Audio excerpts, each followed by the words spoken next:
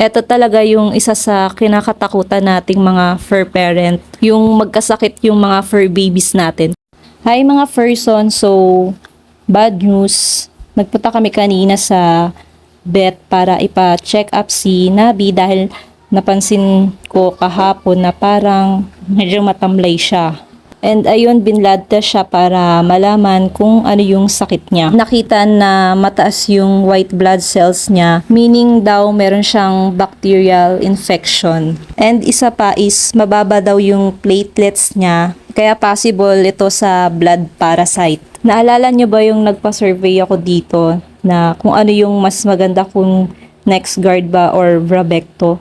Kasi yung mga time na yon is nakikitaan ko sila ng mga maliliit na garapata. And ayun nga, nasabi ko dun sa vet na nagtingin sa kanya na pinag-take namin sila ng NexGard. Tapos ang sabi niya na possible na baka meron na siyang blood parasite nun.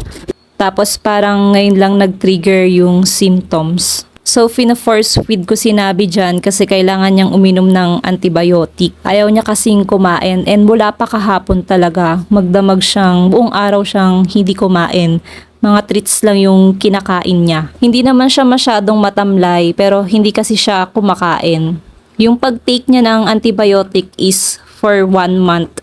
Ito talaga yung isa sa kinakatakutan nating mga fur parent, yung magkasakit yung mga fur babies natin kasi maapektuhan din talaga tayo. Yung kahit anong ingat mo sa kanila, pero hindi talaga may iwasan yung mga sakit. So, hoping and praying na mabilis na gumaling si Nabi.